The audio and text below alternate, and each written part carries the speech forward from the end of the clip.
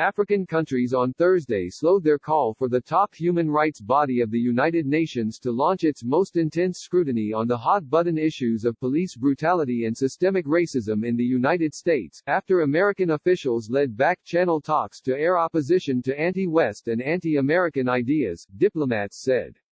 The Africa Group was reworking a draft resolution but had already cut out language calling on the Human Rights Council to set up a commission of inquiry, its most potent tool of scrutiny, to examine issues like systemic racism and abuse against Africans and of people of African descent, in the U.S. and beyond, said the diplomats, who were part of the talks.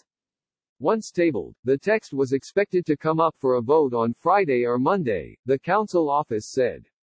The wording of the text could still change, diplomats cautioned. The diplomats, from Western and African countries, spoke on condition of anonymity to the Associated Press because of the sensitivity of the matter. Click here for complete coronavirus coverage.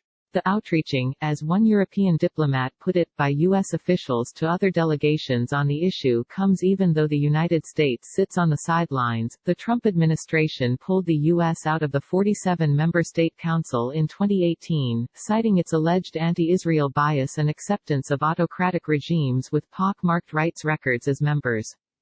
The Council on Thursday wrapped up an urgent debate on racism and police brutality that was called in the wake of the George Floyd killing last month that sparked Black Lives Matter protests worldwide. But the draft resolution from the Africa Group was still being finalized, diplomats said. Floyd, a black man, died on May 25 after a white Minneapolis police officer pressed a knee into his neck for almost 10 minutes as he pleaded for air and eventually stopped moving. Human rights scholar and activist Ann Bayefsky, director of the Touro Institute on Human Rights and the Holocaust and president of Human Rights Voices, told Fox News, the Council is now engaged in what they do best, cynical political calculations and the search for votes among countries with deeply troubled records.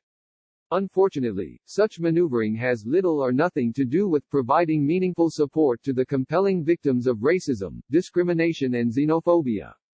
The European diplomat said the U.S. government clearly opposed any such commission, and he insisted the U.S. and others will have to maneuver very carefully. Racism is an important subject, you have to be on the right side of history.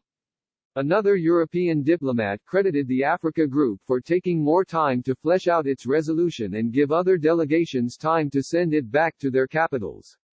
African negotiators did not want to create chaos and a mess. Everybody wants it to be adopted by consensus, he said.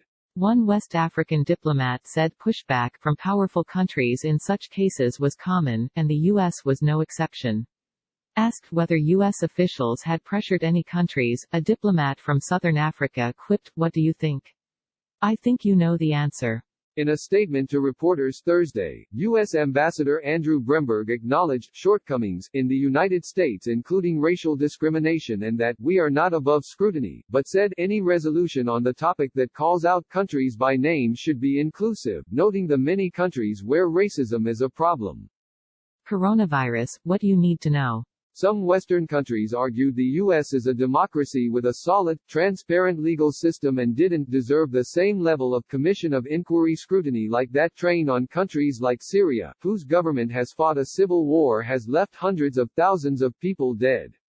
Rivals like China and Russia derided America's long-standing troubles with racial discrimination, and African states insisted that now is the time to help the United States to address and rectify its past shortcomings with racism and police brutality against black citizens once and for all. The Associated Press contributed to this report.